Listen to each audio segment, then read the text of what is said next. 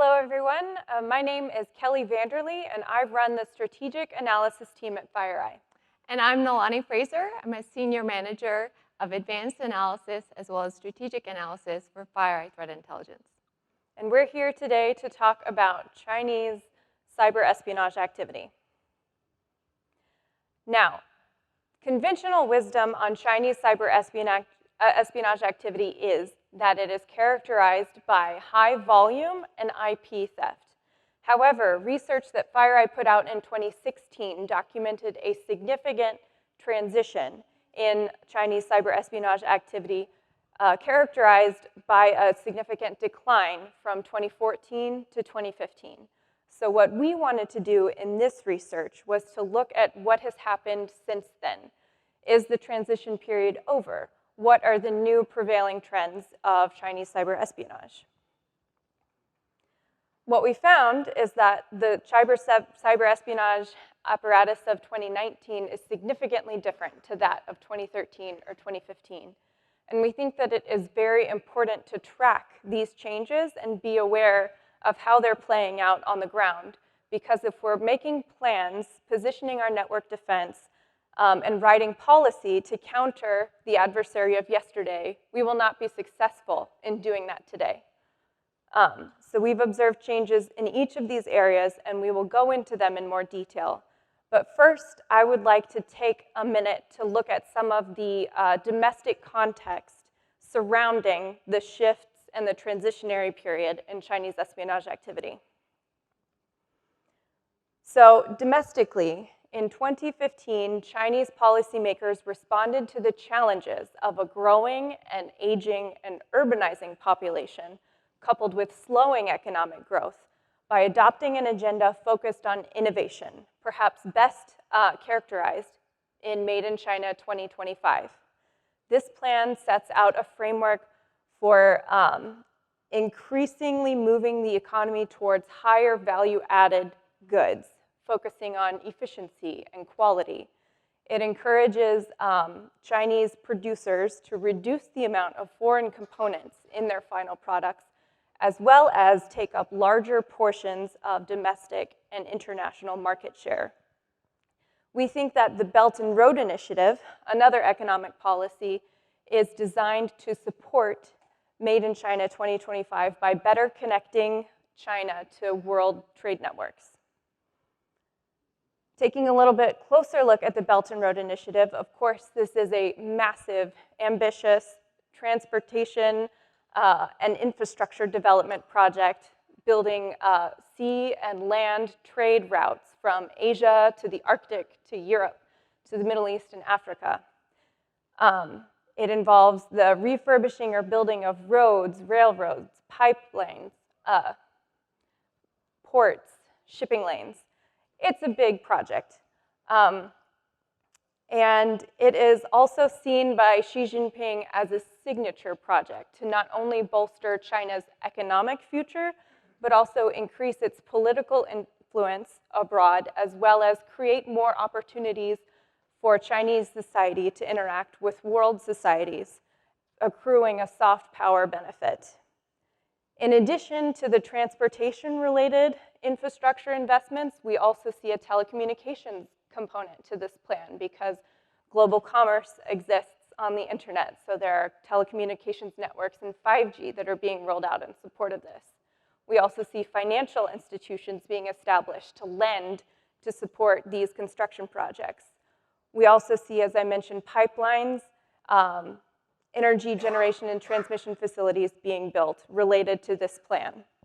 And the reason that we highlight Made in China 2025 and BRI specifically is because we think that these policy documents have informed the geographic distribution and the sector distribution of observed Chinese espionage activity.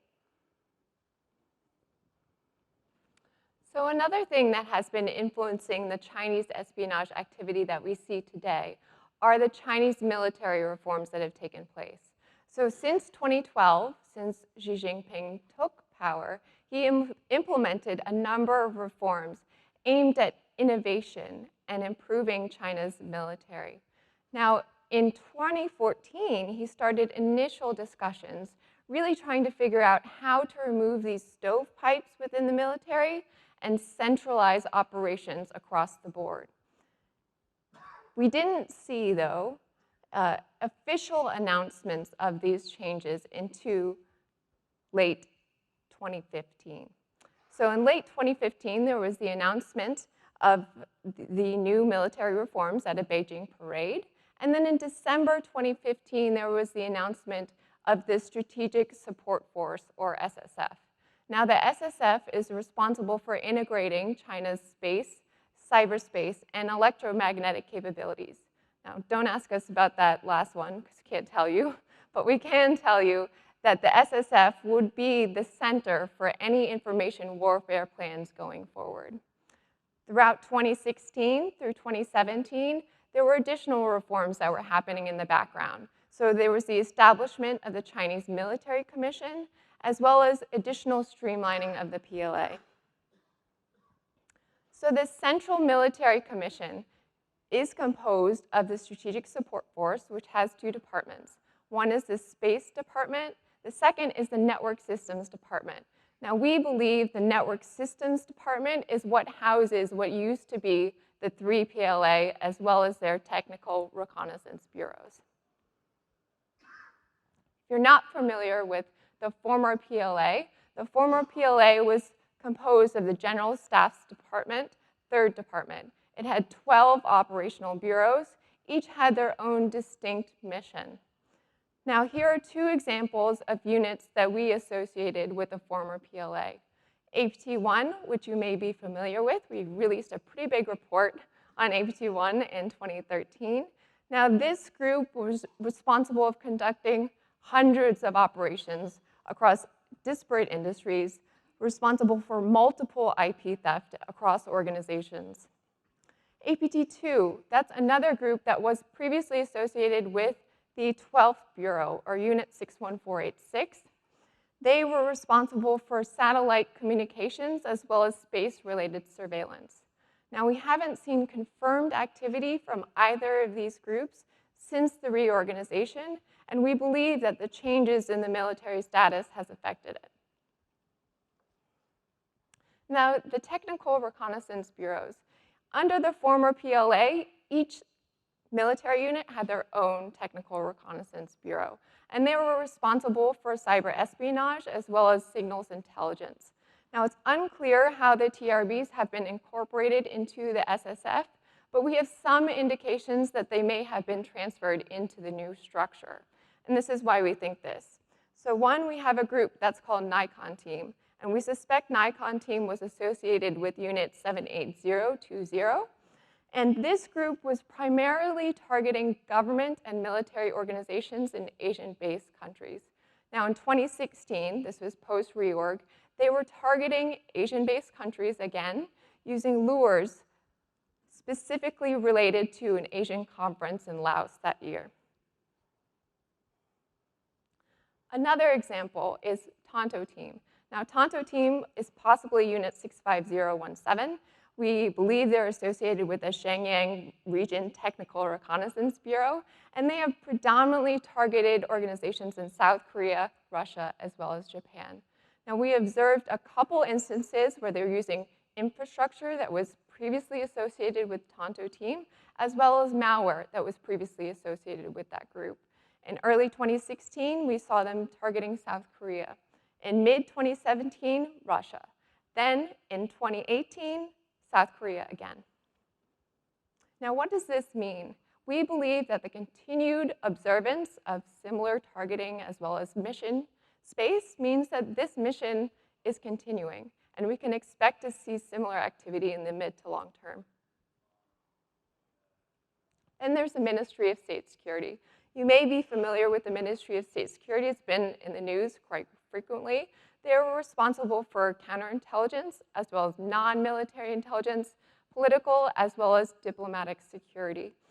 Now, the MSS is often referred to as the more elite hackers, especially when compared to former PLA. Reportedly, they have taken on a more robust role since the reorganization, and we believe that maybe this is one reason we've seen them in the news more frequently. Now, the MSS has undergone their own reorganization, apparently, since 2018. Now, here are 3 groups that we track that have been publicly associated with the MSS. So APT3 is known for targeting mobile device technology, as well as other things. APT10 has targeted mostly cloud service providers and using that access to pivot into other organizations. Then APT26 is a group that had targeted mostly aviation technology. Now, the US DOJ has issued several indictments for these groups particularly, or members of these groups, and we haven't seen confirmed activity from any of these groups since those indictments. Now, it's interesting to note that we're still seeing activity from groups that we associate with the MSS still going on today. Now, we've talked a little bit about the political backdrop surrounding the reorg, right? We talked about the PLA reforms and how that has affected some of the operations. So what does that actually look like today? So pre-reorg, we used to see high volumes of activity, right? And even though the activity that we're seeing now is a lot lower, we believe that it has stabilized. And the activity that we're seeing today is fundamentally different. We believe that operations are more efficient, they're a little more stealthy, they're blending into the network a little bit more. And we'll talk about some of those changes in a little bit. So one of the questions we get asked is, who are the groups that you're most worried about? Who are the groups that you've seen since the reorg? Who should I be concentrating my efforts on? And the biggest one for us right now is APT41. You may have heard APT41 a lot during this conference. It's our newest released threat group, and there's actually going to be a talk a little later today on APT41. This group is responsible for cyber espionage, as well as completing their own missions for financial gain, mostly targeting the video game sector. APT40 is responsible for targeting a lot of naval interests, so maritime research. They've also targeted organizations in the South China Sea. APT19 is a group that has targeted international law firms. They are often using topical news and legal articles in their spear phishing. They most recently used the Harvey Weinstein case when that was pretty popular. And then we're also seeing several unnamed groups using malware that we used to see associated with Chinese espionage groups. So for example, ToySnake. ToySnake is a malware family that we used to see with APT25 pretty often. Now, we don't attribute activity based on malware alone, because we know that Chinese cyber espionage groups in particular share malware families. So we need additional indicators before making that assessment. Another interesting use of malware is Warp. Warp is a malware family that was used by APT1 and APT2. Now, we haven't seen activity from these groups in a really long time. So what does this mean? This creates a lot of questions for us. Are the groups reemerging? Are they using tools that they used to use?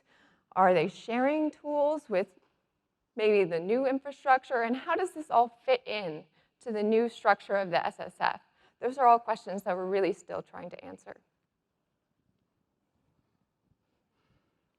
If we look at the geographic distribution of activity post-transitional period, we see that Asia has become the majority of targeting. Europe and Americas-based missions represent approximately similar parts of the overall picture. And while the United States remains the single most frequently targeted country by Chinese cyber espionage operations that we observe, their piece of the overall picture is much smaller. For example, from 2012 to 2015, they made up almost 70% of the targeting that we saw. From 2016 to 2019, it was closer to 20%. Looking at the industry spread, we see that telecommunications has bumped to the top of the list. Now, this distribution is based on a count of active compromises and compromise attempts per month. So it's accounting for the length of a compromise. And since telecommunications saw at least a dozen compromises that lasted longer than 1 year and several that lasted to 3 and 4 years, this number might be somewhat inflated. relative to account where we did not account for length of incidents. For example, governments experienced more compromise attempts overall, and they would have been at the top. But we thought accounting by length of compromise was an important thing to highlight. High-tech targeting is down by half compared to the previous period, though we have seen targeting of high technology and number 5 on the list, legal and professional services, to set up third-party compromise situations. Media and entertainment sneaking into the top 4 is very interesting, and part of it is probably due to APT 41's targeting of the video game sector, but we'll get into that in a minute. First, I'd like to talk about telecommunications. So, we observed actors including APT 20, APT 40, APT 41, and conference crew active in this sector. We saw actors express interest in all parts of the telecommunications ecosystem, from undersea communications to satellite telecommunications providers. As I mentioned previously, we saw many extended compromises, and we think that this is significant because if an actor is left to explore within a victim environment, particularly a telecom, they can learn a lot. They can map out the entire network. They can see where are the great pivot points where they can get into a client or a partner situation. Or if they wanted to, they could potentially find a way to intercept traffic to and from a specific organization at the telecommunications provider level. That type of interception would be almost impossible for that third-party victim to detect. We saw actors in telecommunications environments stealing SMS and call record data. We saw actors searching specifically for individuals who were in diplomatic careers. Looking more broadly, we think that the shift in focus to targeting further up the communications backbone denotes an increased maturity by Chinese cyber espionage operators and their taskers because of the efficiency gain in this type of compromise, as well as the versatility that this kind of foothold offers. Looking at the media sector, specifically targeting of media outlets, print, broadcast, radio, news, we see a lot of Chinese activity focusing in East Asia. We think that one of the primary motivations behind this activity is to maintain regional supremacy by monitoring public reactions and media reactions to significant events like elections or protests or legal decisions about South China Sea disputes coming out into the public. Why do we think this? Well, among this data set of targeting news organizations, Hong Kong is the single most frequently targeted region. We saw one particular newspaper and its publisher targeted 11 times between mid-2015 and mid-2019, and each of these intrusion attempts roughly corresponded with a politically significant event, like an election or a protest. We also observed 2016 activity that was primarily targeting Uyghurs, but also included some international journalists. This targeting could corroborate the theory that many cyber functions have been moved from the PLA to the MSS because counterintelligence and domestic surveillance are within the remit of MSS. Interestingly, we also saw in 2016, the New York Times published a job advertisement from MSS that specifically was seeking Chinese college graduates with Japanese or Uyghur language capabilities, further underscoring the connection between targeting of this population and the MSS. We think a secondary motivation for targeting media organizations is economic programs by China, so BRI and similar things. For example, we observed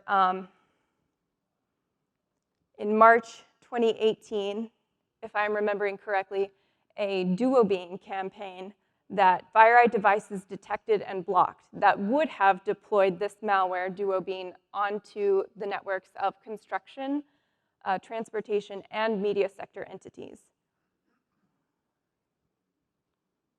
Looking at the Asia-Pacific region, we see that most targeting is focused close to home and then expands outward from there. Again, we think that the primary motivations for activity in this region are the same as they were for the news organizations: regional supremacy and economic projects. For example, we observed some early 2018 activity by conference crew that involved targeting in Hong Kong, including one legislator. It's possible that this group was tasked with collecting intelligence ahead of the March 2018 by-elections in Hong Kong. We've also observed potential BRI-related targeting, such as ice fog activity in the Philippines and Tanto Team activity stretching north and west of China to Mongolia, Kazakhstan, and into Europe with Russia and Belarus. Speaking of Europe, there are 3 prominent trends that we actually think are shared across Europe and the Americas, and those include consistent targeting of governments and political related targets for security and diplomatic types of information, military IP theft, and setting up of third-party compromises. Looking at Europe specifically, we saw several longer infections within the chemicals and materials sector. Now, several of the targeted organizations have operations within China, and there was some evidence that the actors were particularly interested in those locations in China. We also saw evidence of actors taking lists of suppliers and communications with partners out of victim environments. These could suggest a potential competitive motive. It could also suggest setting up infrastructure for a third-party compromise, getting your information together in order to go and do that. It's worth noting that materials is one of the key sectors in the Made in China 2025 plan, corroborating a potential competitive motive. Looking at the Americas, one trend that is relatively unique to this region would be PII collection. The majority of Chinese espionage collection of PII that we observed affected North American organizations. We also observed use of high-tech and legal and professional services organizations to conduct third-party compromise. We've talked a little bit about APT-10. APT-10 is famous and has been accused by the Department of Justice of focusing their targeting specifically on MSPs so that they can then pivot into client environments of those MSPs. This is consistent with our observations, and we also saw this activity in Europe. We also observed early 2018, activity by APT-19, spear phishing activity leveraging sexual harassment and financially themed emails aimed at US law firms. This is also a potential vector for setting up, getting into client environments, getting access to proprietary contracts or other types of documents that would be privileged. So we also examined what shifts we saw from the actors in victim environments. One of the interesting shifts that we saw was the use of public malware. Now, we used to see a lot of use of poison ivy. Now, while this has still been something that has been used post-reorg, you can see it's a lot less than we used to see. We've also seen a decline in Chinese-specific malware. So things like HKDOR, XDOR, ZXShell, all of those were available on Chinese language forums, and those are things that we're not seeing as much today. Instead, we're seeing a shift towards more broadly used publicly available malware. So things like QuasarRat. QuasarRat is a publicly available malware family that is predominantly used by groups based out of Pakistan and India. Another example is both Beacon and Empire. Both of these tools are part of publicly available exploitation frameworks. So what does this tell us? Maybe they're moving towards more broadly used publicly available malware families to blend into the network traffic early in their operations. Another interesting trend is malware platform compatibility. We used to see a lot of Windows-specific malware. This has changed. We've now seen the use of both Linux and Mac OS malware. Part of this may be attributed to the use of publicly available malware.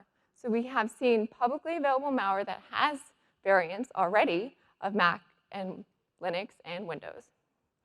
But it's interesting to note that some of the malware families that you see on the screen are also developed in-house. So there are also in-house capabilities for Windows, Mac, and Linux. Another interesting trend is the use of modular malware. So modular malware allows threat actors to easily extend their functionality by swapping in a plugin that has additional functionality. It also reduces their initial footprint when entering into an environment, which makes it a little more difficult to detect. And it allows them to customize their payloads based on the victim environment or even the system. Now, some of this rise in modular malware, especially with Chinese cyber espionage actors, can be attributed to APT41. Now, APT41 loves modular malware.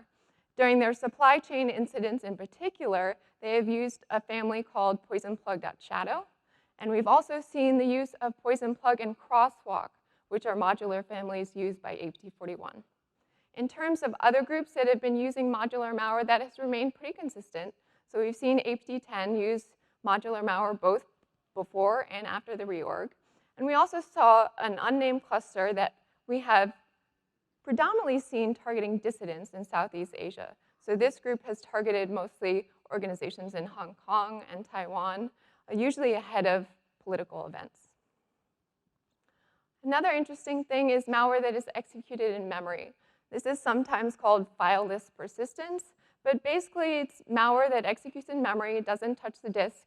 It's a lot harder to detect, and it evades antivirus. Now, in terms of the malware families that we've seen that have been executed in memory, this has remained relatively consistent in terms of the number that we've seen. But in terms of the incidents that have used modular malware, this has almost doubled since after the reorg. And then initial infection vectors.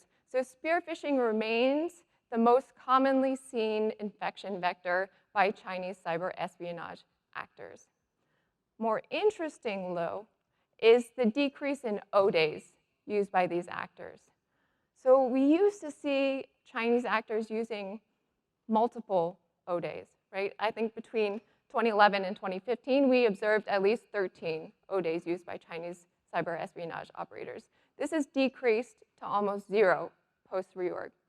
And if you're interested in O-days, there's a talk right after this about vulnerabilities. Then finally, what's pretty interesting to me, at least, is the combination of supply chain operations as well as execution guardrails. And this is something we saw in the 2018 compromise of the ASIS utility. Now, Kaspersky reported over 50,000 systems downloaded this malicious update. But there were 2 execution guardrails which prevented the further execution of this malware. The first execution guardrail was the use of a whitelist of MAC addresses, right? So it matched against this whitelist, and if it matched, then it would download a payload. And this payload was the APT41 poison plug payload. This poison plug payload, if it was downloaded successfully, also had its own guardrail built in. It would only execute if it matched against the specific volume serial number of that computer. So each payload was only designed to run on one system. Right? That's pretty significant when you think about the complexity that is involved in this kind of operation. Supply chain operations are more complex than sending a spear phishing example. They're also pretty interesting in the fact that this really limits the execution. So even though 50,000 systems may have downloaded the malicious malware, only a handful of systems may have downloaded and executed the payload. Third, it's really important for incident responders as well as incident analysts to figure out who was actually targeted. And this makes it a lot more difficult, right? So for example, you have a spear phishing email. You can usually tell who's targeted. You just look at the 2-line. You figure out which organizations or which people were targeted. In this kind of compromise, it becomes a lot more obfuscated, which makes it difficult for attribution purposes. So what did they take? The most commonly observed type of data taken in Chinese cyber espionage operations was PII. We observed PII theft operations affecting government, healthcare, and travel-related organizations, including transportation and hospitality. We also observed IT data being stolen. This was probably more of a tactical thing to map out a network in a current compromise, or to collect credentials to get back in if they were kicked out, or perhaps to collect information for some other follow-on operation. We observed continuing military IP theft. This theft concentrated in the realms of aviation, maritime technologies, semiconductors, and satellites. The geographic distribution of targeting of defense and dual-use technologies is interesting because it doesn't seem to be clustered in any particular region. It seems to be following the centers of innovation for military and dual-use technologies, since most of the targeted countries appear on the top 20 global arms exporters list. And finally, despite extensive research into hundreds of incidents, we observed no direct evidence that commercial application IP theft was stolen in a Chinese cyber espionage operation. So what does this mean? One possible explanation is that cyber means are just simply one tool in a nation's toolbox that they can use to accomplish their goals. If we're continuing to see military application IP theft by cyber threat actors, if we're seeing open source reporting suggesting that commercial application IP theft by Chinese individuals is happening, just not by cyber means, and no evidence of cyber-enabled IP theft, that suggests that the capability is not the problem. The capability remains, but the cost-benefit analysis that goes into choosing whether or not to use cyber for this type of operation has changed. It's possible that bilateral agreements between China and other nations, such as the Xi-Obama agreement, would have contributed to this, increasing the cost. It's also possible that Chinese actors are finding that other means for acquiring commercial application IP are simply easier to execute or more fruitful. It's not clear to us at this point. So, just because we have not seen cyber-enabled IP theft by Chinese actors does not mean that China has not used its cyber threat apparatus to support its economic goals. I've said multiple times in this presentation that we believe that there are many missions Chinese cyber espionage actors have executed in support of the Belt and Road Initiative. However, the nature of this activity has changed, because rather than going in and taking the IP themselves and being the engine for that economic development, they are acting more in line with the traditional intelligence organization, in that they are simply monitoring the status of investments made by other arms of the state, and potentially collecting information that might be useful in a negotiation or a competitive situation. No cyber-enabled IP theft also does not mean that IP theft is not happening. We've seen many open source accounts suggesting that Chinese actors are gathering commercial IP on a regular basis, using things like mergers and acquisitions, talent recruitment, potentially related to the 1,000 Talents program, insider threat, forced technology transfer. For companies working within China, there are laws that permit access to data that are not the same for companies that do not operate in China. As an example of a piece of technology where we've seen consistent interest, let us consider aircraft turbine engines. In October 2018, the US Department of Justice indicted MSS officers and others for using cyber threat operations to conduct intrusions into 13 different companies with the goal of acquiring proprietary IP related to commercial aircraft turbine engines. The cyber elements of this activity we attribute to APT 26. In a separate indictment, the U.S. Department of Justice unsealed in April 2019, the government accused an insider at General Electric of conspiring with a Chinese national to also steal proprietary commercial application aircraft engine technology. So that shows us that interest in particular technologies remains consistent. However, the means to go about acquiring it may be evolving. So that brings us to the summary. We think that Chinese cyber espionage operations as of 2019 have achieved something of a new normal in terms of pace. The focus has shifted more to Asia, to the backyard of China and where Belt and Road is first emanating from, but it's still globally diverse. We see telecommunications targeting emerging as a very interesting trend that we think we should monitor. The actors themselves are using a little bit more efficient, a little bit more stealthy, a little bit more sophisticated tactics. And the goals of the missions that they are deployed to support seem to be much more in line with those of a traditional intelligence organization, that is, the top state security, political, and economic priorities. This is the actor that we should be positioning ourselves to counter and defend against. So if this is the Chinese adversary of today, what does the future hold? Well, we talked a little bit about PII collections. We know that over the past decade, China has amassed a great quantity of PII. We also know that domestically, China has been engaging in pervasive surveillance using mobile applications to track populations in Xinjiang, using facial recognition technology, implementing a social credit system by which citizens are graded and rewarded for how well they align their behaviors to Chinese Communist Party priorities. What if they could use that PII repository to accomplish some of the same surveillance tactics globally?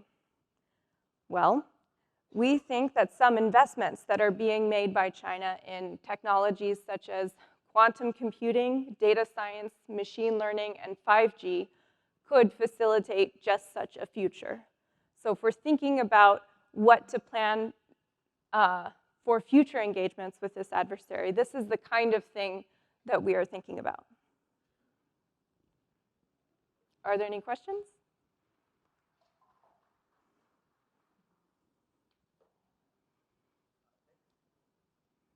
Oh, it's not on. Is it on? Okay. Thanks for a great talk. So I had a real quick question. So you talked about both the state security apparatus as well as military apparatuses for Chinese espionage. I was wondering, are there any private groups that China will basically contract out to do espionage? Are we seeing Chinese using third parties to carry out non-attributable attacks? Sure. So we are seeing groups that we believe are contractors, specifically for the MSS, conduct out operations. Now, we don't have definitive attribution for what those groups might actually be or who they're actually associated with. Thanks.